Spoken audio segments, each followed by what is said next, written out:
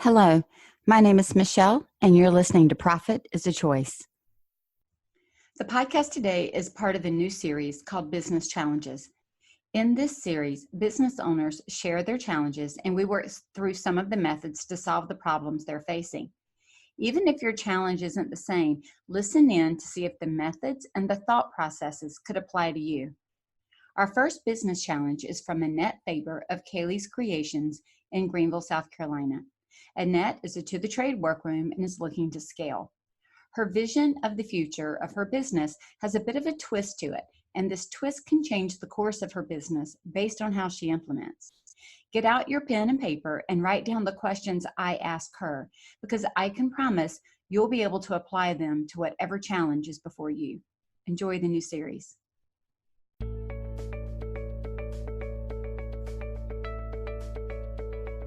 Every day, empowered entrepreneurs are taking ownership of their company financial health and enjoying the rewards of reduced stress and more creativity. With my background as a financial software developer, owner of multiple businesses in the interior design industry, educator, and speaker, I coach women in the interior design industry to increase their profits, regain ownership of their bottom line, and to have fun again in their business. Welcome to Profit is a Choice. Hey, Annette, welcome back to the podcast. Hey, I'm so glad to be here. Good deal. So the first time that we talked on the podcast was all about a profit first success story. And we talked about, I think one of the phrases you used was just jump in, just with both feet, hold your nose if you have to and jump in. I remember you saying, just hold your nose and jump. Hold your nose and jump. And so we are kind of at a position now where you have done that and you have seen the success that Profit First brings to your company. And so now you are faced with kind of next level challenges. And so you are part of my business challenge series. And so it's a new series that I have coming up where different business owners come on and share their challenge of the day or of the month or of the quarter, of the year, like whatever's in front of them. And we're going to kind of walk through and break that down and kind of work on some strategies for how we're going to think about these challenges. So thanks for being willing to throw your challenge out to the podcast verse. Sure. To share it. And we have a long history of me being challenging, so I think it's perfect. I wouldn't say you've been challenging, but here's what I will say, and this is one of the things that I have loved about working with you, walking along beside you and coaching you even before I was a coach, right? Yes. You were my coaching client before I had a full-blown coaching business. You were my side hustle coaching client. Yes. But here's what I love about working with you and others like you, and it's a coachable spirit. It is coming in and saying, here's what I've done, here's what I've tried. I maybe am not getting the results that I want, or I don't know what to try next. Help me, tell me what to do, give me guidance, give me direction. And then you're open to what is said to you. And that's what makes somebody coachable. That's what helps people move to the next level, is not just banging your head against the wall and doing the same things over and over, but reaching out to others and saying, help me. I mean, that's still the same reason I have my own coach. For that reason, I can't see from inside the problem.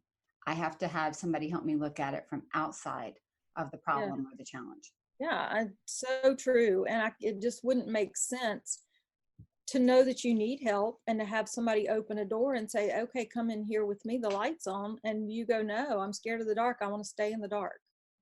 Right. Or I'm more comfortable in the dark. Right. Yeah. Right. Whether I like it or not. Exactly. So Annette, as we jump into the business challenge series, describe the challenge that you are currently facing. But before you do that, remind us, how long have you been in business? 13 years as a workroom. 13 years as a workroom. And you're home-based. Yes. Right now, correct? Yes. And you are to the trade. Yes. And you have part-time help right now. Right. You and different part-time help, right? Yes. Okay. So just so we set the stage of kind of where you are and the type of business that you have. Right. The thing that I think is important for us to consider as we go through this challenge and other challenges to come is it's not even so much about all the dynamics of what you do in your business, but the structure of the business and what we're looking at, because the same things that we're going to talk about will hold true whether you're a designer, a stager, an upholsterer, any type of creative. It's the same kind of thought process. Right. All right. So describe your challenge that you are facing and that you want help with today. So we've worked really, really hard for years to build my business and to improve things. And so now I am sitting at a place where I have so much work from good people that I really, really want to work with, that I'm very anxious over meeting my deadlines.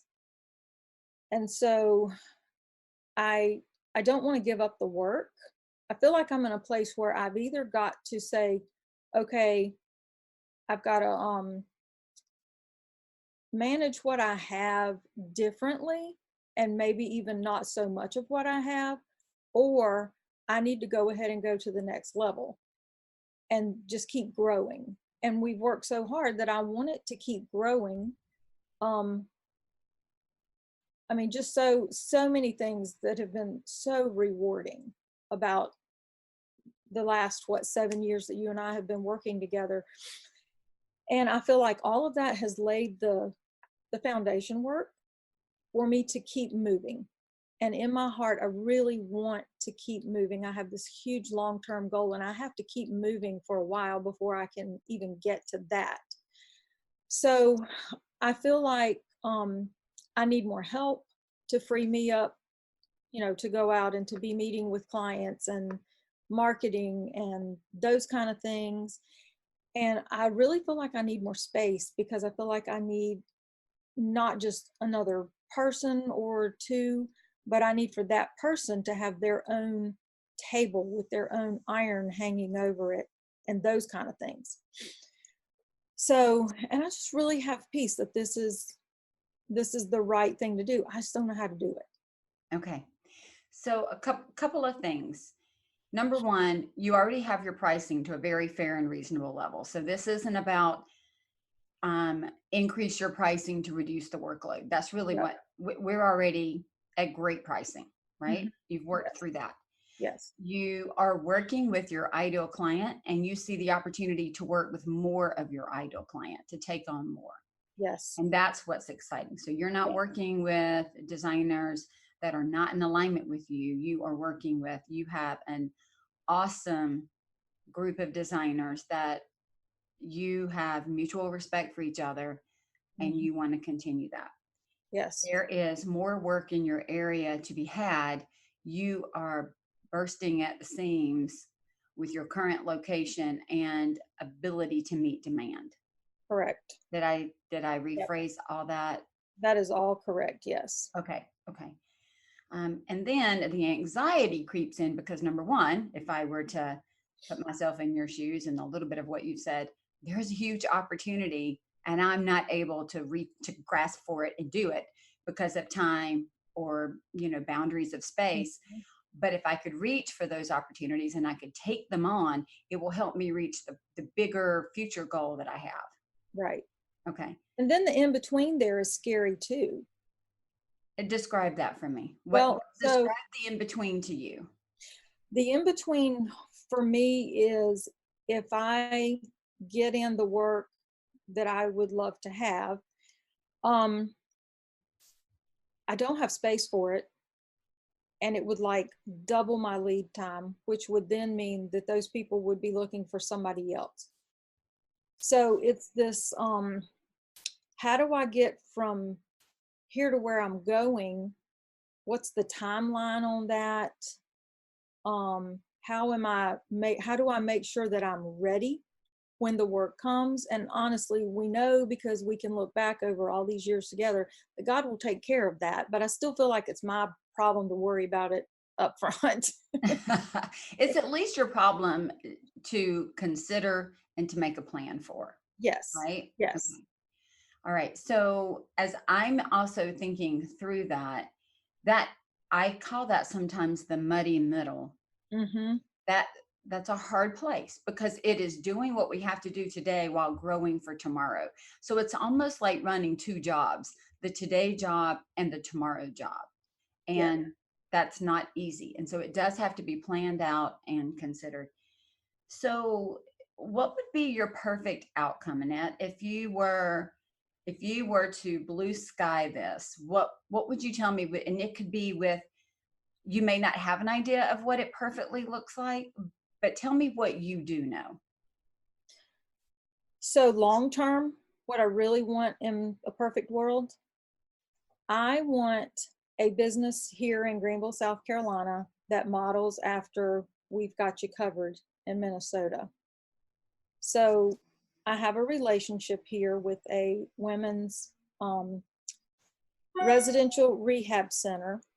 And I would love to be able, when those girls come through that program and graduate, to hire them and give them work and train them with a skill that they can use to take care of their families. Okay. And so this is more than just building up your own window treatment company. It is Yes. also being part of a community solution to challenges that women in your area may be facing, giving them a step up, a hand up into a career that they can then be a part of, be proud of, and provide for their family. Yes. Yes. I love that. I love that so much. I know that's something that's been on your heart for a very long time. Yes. And so I am dedicated to helping you make that happen in your area. I think it is, it fits your why. I know we've worked through that. It fits your why. Mm-hmm. And it also fits your skill set and your strengths.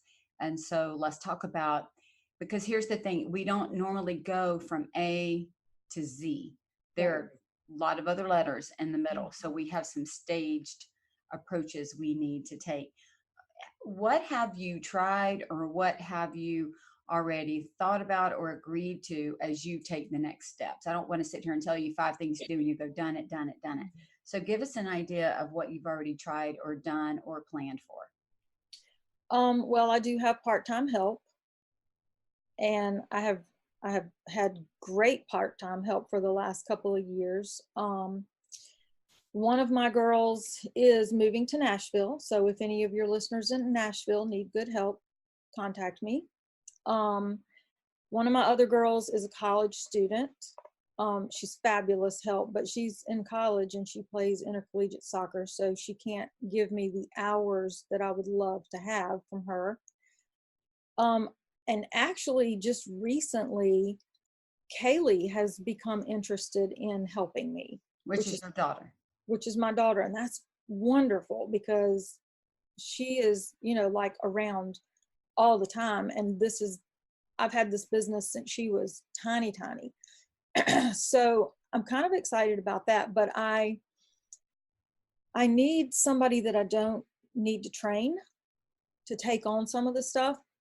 So I have kind of put the word out in a few places that I was looking for help.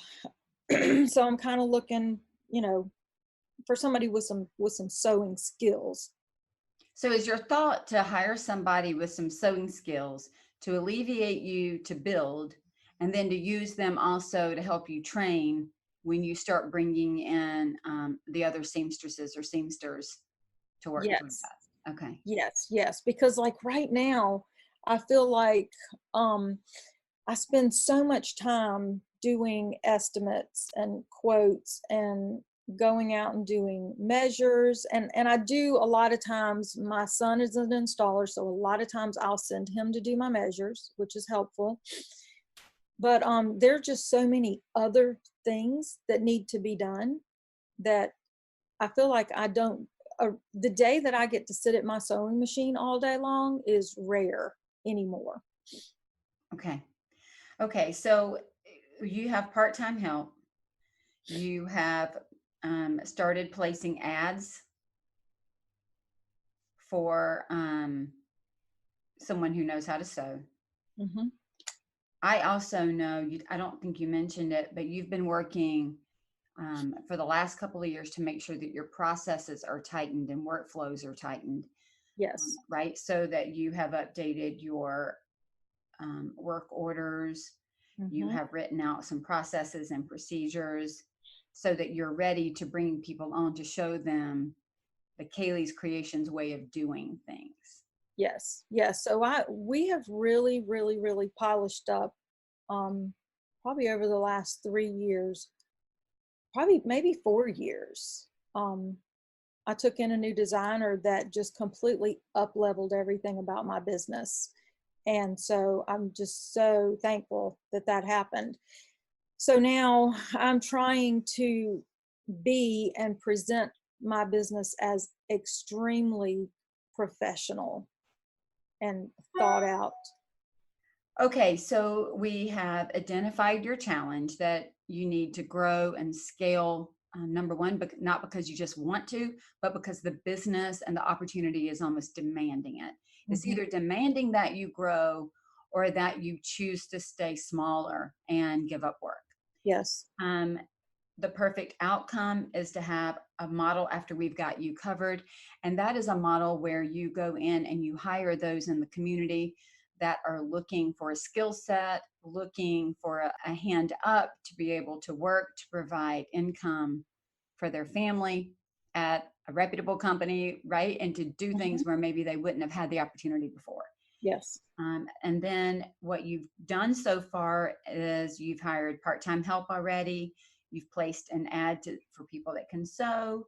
You have been working very much for the last 3 to 4 years on your process, your procedures, and on elevating the outputs of your company to be at the highest level and to be professional in all that you do. So you've Mm-hmm. really been working to do that so that this is 100% not a hobby. This is a business. Also, if we were to be really honest, your family depends on your income. So this isn't something that you're playing at. This is a full-time career for you, and you would like to make it a career for those that work with you. Is that Yes. Yes. okay? Absolutely. So what is it that you're not willing to do to make this happen, Annette? Eat mushrooms. I know you ate mushrooms. I probably would do that if I had to, but I'd rather not. Okay. I really don't. I really don't know of anything. And honest to goodness, I don't think I told you this. I am conscientiously working on upping the nutrients that I allow into my body and cutting down the crap because I know that that affects my energy level and how clear my brain is. And so it's a direct hit on my business. Oh, that's really interesting and very, Yeah. very good and true, right? Yes. That what we fuel our bodies with then determines how we think. I know personally as a type 1 diabetic, if I am not eating in a way that is good and healthy for my body, fueling it, I have a very difficult time functioning. Yes. I either feel sluggish or I feel hangry, as they say, or somewhere in the middle. And so I know it's not just my body, it's all of our bodies. So I love that you're doing that in preparation for working at an even higher level without exhaustion, because that is one of the things. We don't want to scale to exhaustion. We want to Right. scale with the plan and scale with an idea of how do we make this sustainable, but also enjoyable. Right. I mean, I need to be able to, and I know this is a season and I'm fine to pay the price knowing that it's not permanent, but I'm not cooking meals for my family. I'm working. I'm just working pretty much all the time. And so sleep is a priority for me. I get my sleep. My husband and I are in a class on Wednesday night at church. We don't miss that. So I schedule around, I'm in the band, I band practice. I schedule around some set things that I know are good for me and that I need. But there's only a very, very few of those set things that I'm scheduling around. Okay. What do you think the barriers are to getting what you want right now? I think I definitely need help. I'm a little afraid of the commitment to help. I've off and on for years had help, and I've had good help, but I really do enjoy just being in my workroom by myself, listening to a podcast or an audiobook, working at my own pace. I really enjoy that. So having somebody that I can be with all the time and enjoy them is also a challenge. That's fair. That's fair. Some of the other barriers right now are space and Yes, the cost of absolutely. either moving out of your home. And you have a huge workroom. I mean, you have like a double car garage size workroom. So it's a nice size workroom. It's fabulous, and I've got like 12-foot ceilings and 4 big huge picture windows. It's Right. So really, lots of really, natural light. It's a yeah, great location. It's outfitted beautifully. yeah, Um, However, to grow at the rate that you're talking about growing, you definitely are going to need more space. So then another barrier is either the cost to get a space or to build a space and how that could fit in, correct? Just the correct. financial implications. Yes, and so I've got some things on my list to reach out to people. I have option of building right where I am, and so we're thinking that's definitely the way to go. It would actually add value to our house if I were to ever decide I wasn't going to stay here or continue my business or whatever, then we can add a really, really nice workroom that will add value to the house. Okay, because it could be repurposed. We certainly wouldn't assume another workroom would move in, but it Right. would be built in such a way that it could be repurposed into something else. It would be a garage, Okay. like a huge, nice garage with an efficiency apartment above it that we could rent out. Okay, perfect. All right. So let's now talk about some next steps and a plan on how to get you from A to Z. Okay. So what is the B and then the XY at the end? Right. Okay. All the way through. Okay. So the first thing I would suggest that you do, if you haven't already, is write down what you'd like the end game to look like. And so I know you've identified you want it to look like we've got you covered, but I would want you to go into more detail with that. I would want you to truly vision that out. I do want to tell you within the designer's inner circle, there is a masterclass that will already have happened by the time this comes up, but it is on visioning. So there's going to be a masterclass on visioning. I would Okay. recommend that you do some of that visioning work. And that is where you're going to sit and think about, what do I want this to look like? How is this going to impact my life? How do I want to feel? So you're going to go and try to hit every sense that you have when you create this vision. After you've done that visioning, again, hitting every single sense that you have, the more real that you can make it. We want to make it very defined. It might be that at the end or at the ultimate, I would like to have 5 people working as seamstresses / seamsters in my business. I would like to have 1 person doing quotes. I would like to have 1 workroom manager. Like, define those roles, Okay. okay? In detail. In detail, and define your role in detail. What will you be doing?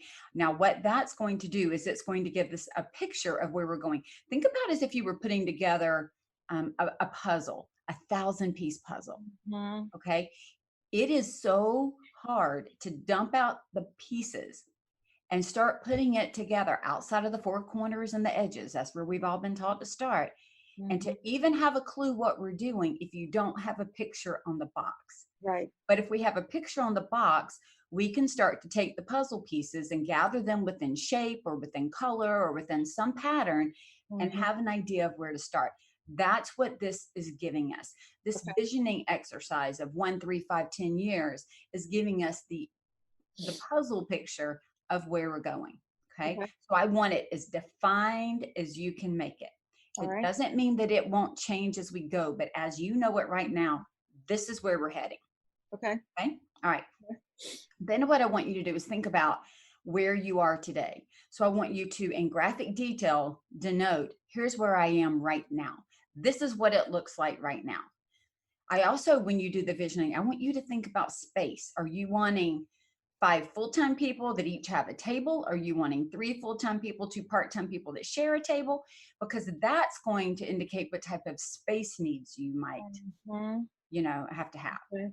so that then we can compare the space of where you are to the space of where you want to go. We want to think about your P&L, your income statements. I know you're keeping up with all those. And, we go through profit first. We keep up with that. Here's what it is today. Here's what I anticipate the needs will be to cover the expenses for what I'm looking. We need to see the difference in finances from where you are to where you'll be. Space from where you are to where you'll be. Your employees or your part-time help from where you are to where you want to be. That the difference between the two is called the delta.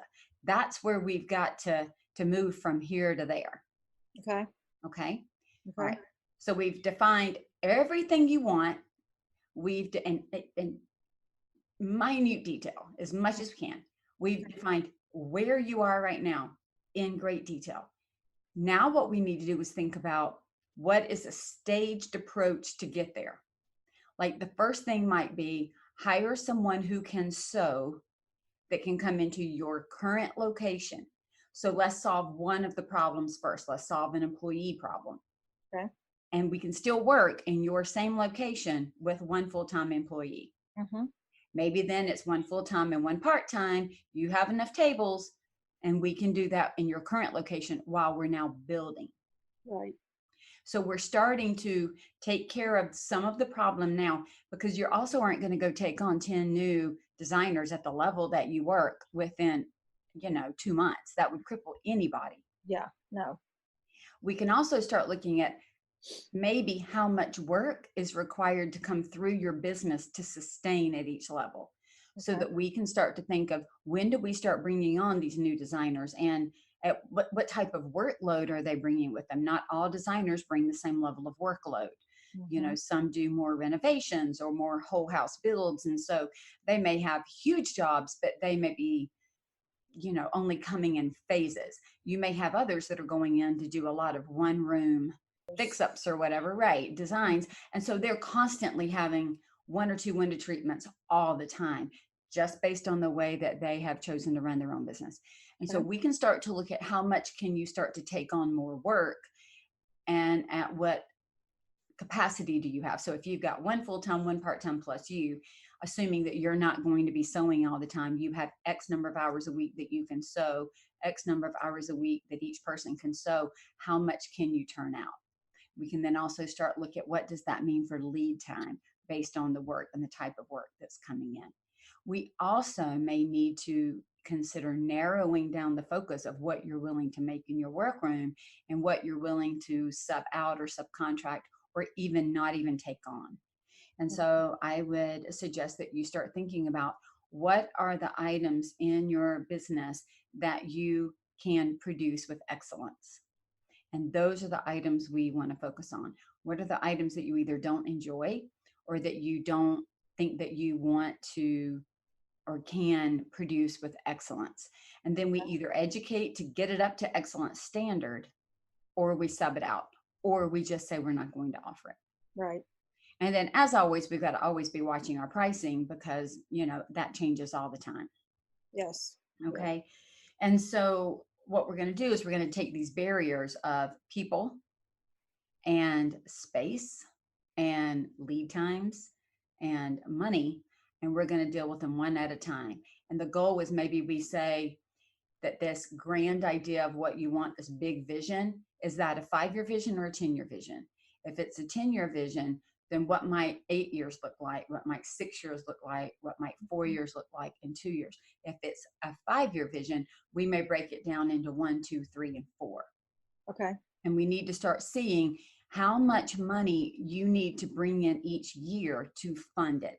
Because you not only have to bring in money to fund the employees and all the costs that go along with employees, but you've got to bring in money to fund this building that you want to build.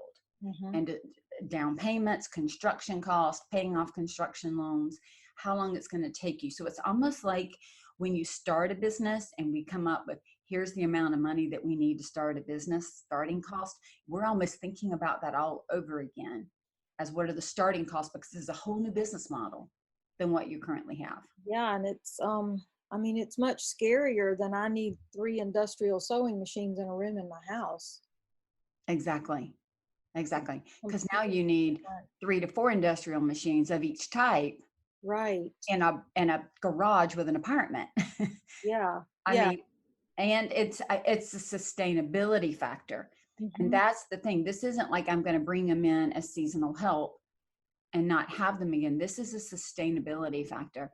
The other thing, the challenge that you need to consider that I know We've Got You Covered has had to work through and shared at the keynote that they did at CWC a year ago was the challenge that some of the help is not long-term help, is temporary.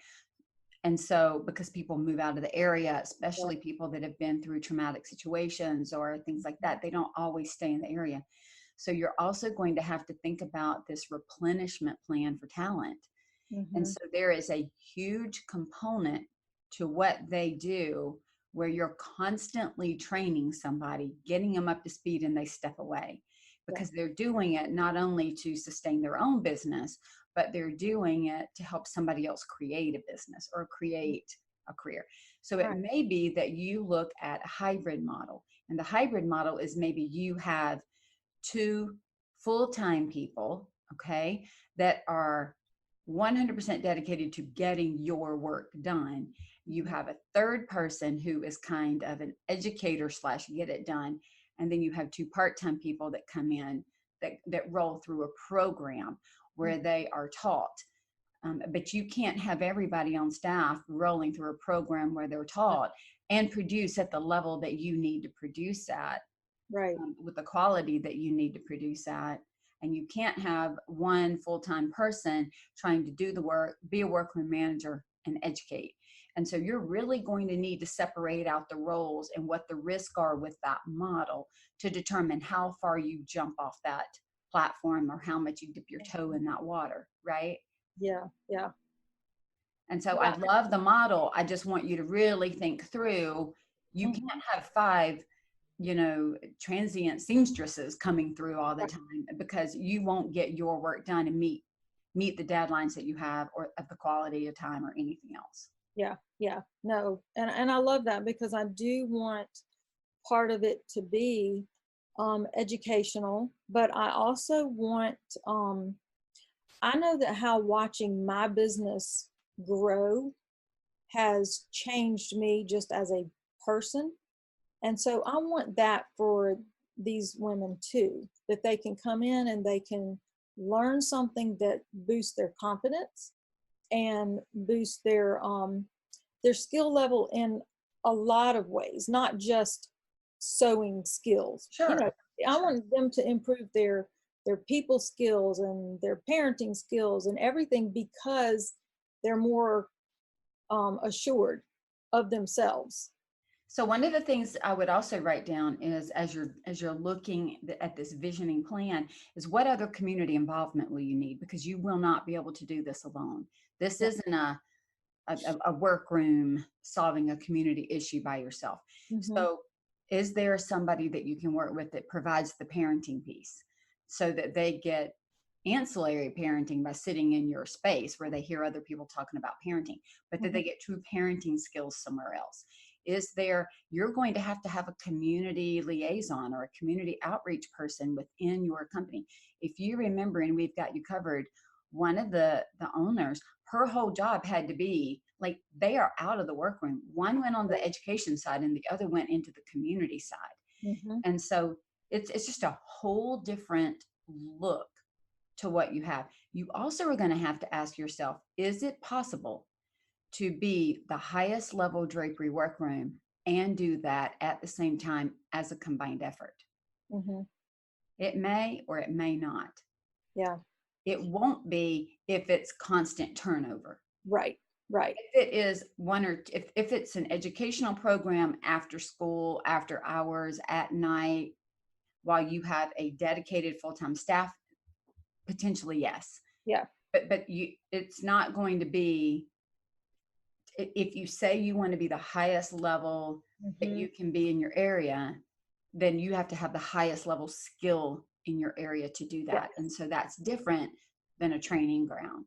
Right. Yes. And I do want to maintain the um the level of designers that I work with. So I'm working with, like the finest designers in my city I'm working with.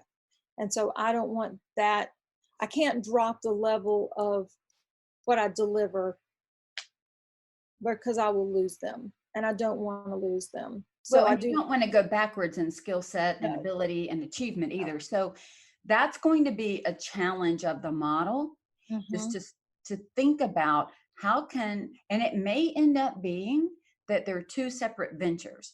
There may be some tiny overlap, but it may not be as direct as we've got you covered, in that it's all this one big community thing.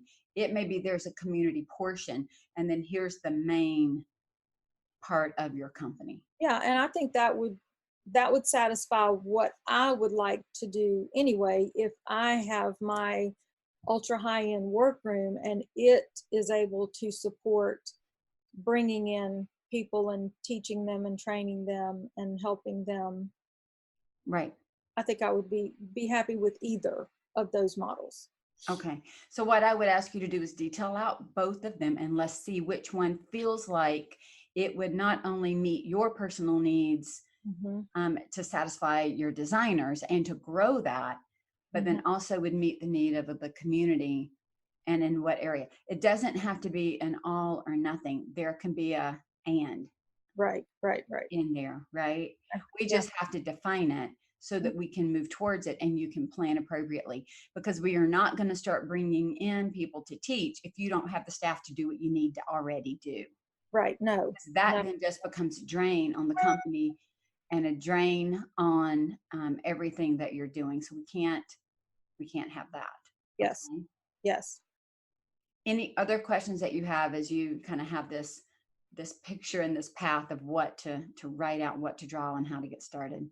It's not going to be easy, but it Yeah, sounds exciting. I mean, you've got to be super excited about it to go down and to follow a vision that is this big. it is really, really exciting. And honestly, I've wanted to do this for so long, but I didn't. I think the business had so much. I mean, when I first started working with you, it was like, okay, this is my last ditch effort to not go out of business. And so that was not a place where I could think about what else would I like to do, what would I like to be. That was like, how am I just going to survive? And so now that we have grown well past that, it is, what else, how do I grow to service the clients that I've worked hard to get, that I love, and I think they're just, the best. So how do I grow to service them?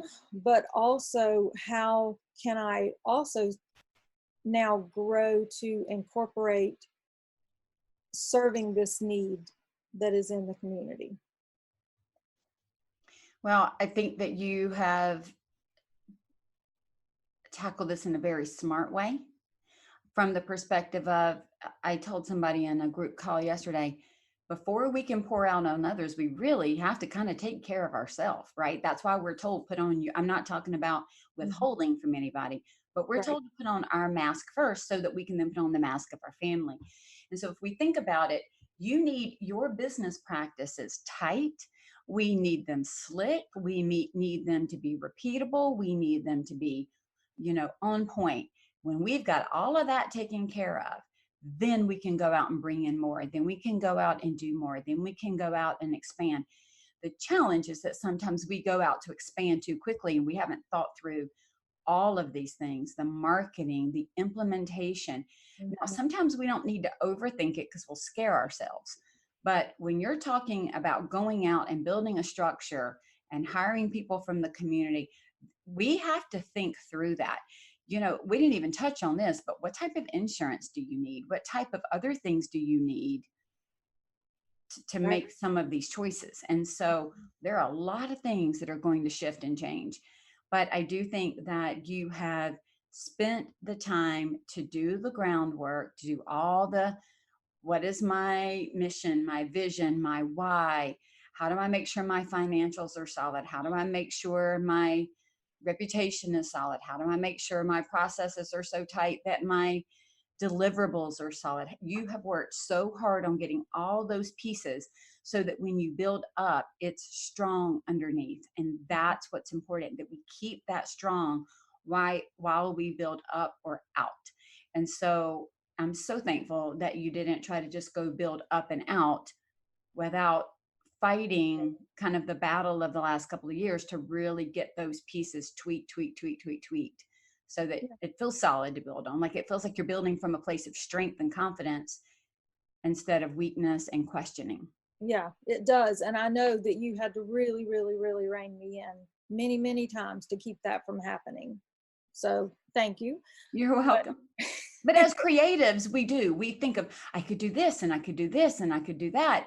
And the truth is we can do those things, but should we do those things, and should we do them now? So again, there needs to be an approach that says, yes, I can. And is this the right time? And is this the right way? And then we go about it and we put all of our effort behind it. We cannot put all of our effort behind 6 different initiatives and expect them all to work out. So we have to be selective in the initiative that we follow through with. We have to, it's just like going out shopping and going, yes, 6 of those dresses fit me, but I'm only going to wear one that night. Which one's it going to be? So I got 6 to choose from, but I can't like go in the bathroom every 15 minutes and change dresses at this event. People will think you've lost your mind. You got to choose one. And that's the same way it is sometimes with the initiatives, or at least one at a time. Yes. Yes. Yeah. And I mean, it takes a lot of growing and maturing, I think, as a business owner, to realize even that all these things are things, that they're legitimate things that have to be done. And I know that when we first started working together, I was just putting out fires all the time. I was just living in survival mode and trying to, bail the water out of my ship with a big hole in it. Very reactionary. Yes, very, very. And I am not that person anymore. I don't even resemble that person, I hope. But that has been a real growing and maturing process. And so I feel like the fact that I actually am still here, that I was able to manage that and get through it, that's huge. And the fact I'm in a place now where I can stop and breathe and then think about what it is that I would like to do. I think that's a huge thing that I've learned. And so I just feel like I'm positioned right here, right now in this place, because God's not finished with what he wants to do. And you have all of that to build on to take the next step. Yes. That, like you said, it just had to be there. It had to be there. I didn't know it had to be there. But now looking back, I'm like, oh my goodness, yes, it did. And it's like, what was I thinking, right? Yes. I wasn't thinking. That's why I hired a coach. I wasn't thinking. I needed somebody to think for me. Well, I am excited to see where you take this. I'm excited to see the plan you lay out. I'm excited to see your visioning of here's what it could be. And look, don't stop with one vision. If 2 to 3 different ways to approach this come to mind, vision all 3 of them out, and then sit with those and go, which one feels right? Or keep the other 2 in your back pocket. It's no different than going in and saying, I have 3 designs for this room. This would be my number 1, but these 2 will also work. Because things may start coming together that you thought you were going to start with 1, but 2 may show up to be better. So don't limit yourself to only one vision if others present them. You don't have to force others. Right. For some people, when they do that, a visioning exercise, it is so absolutely clear that this is the way for me. But for others, it may be, I could do this or I could do that. Both are satisfying, both meet the need, both feel good. And then we start working on a phased or staged approach and see how we get closer to one of the 2. Okay. Yeah. Okay. Yeah. Totally. Well, Annette, thank you so much for sharing your challenge and letting us dig in and even think about the process of how to solve it. Again, I think this could be super helpful for others that are looking to grow or to change or to morph. Just what is the process like? What questions should they be asking themselves, even if the tiny details are different? So thank you for being willing to to jump in on the business challenge series. Sure. Well, thank you for giving me the opportunity and walking me through this. I have a whole list of fun things that I can do now. Sounds good. Well, keep us updated, okay? Okay, I will. Take care. Thanks. Thanks, Annette, for sharing your challenge on the podcast today. You know, there are so many ways to scale a business, and your dream of also being a part of a community solution is extremely admirable. I love community. Because none of us really want to go through life and business alone. I know I couldn't. I need a team, sounding boards, mentors, and guidance. And because of that, that's exactly what I offer in the Designers Inner Circle. Join our community and be supported beyond what you could do alone. Details can be found at scarletthreadconsulting.com. Remember, profit is a choice. It doesn't happen by accident.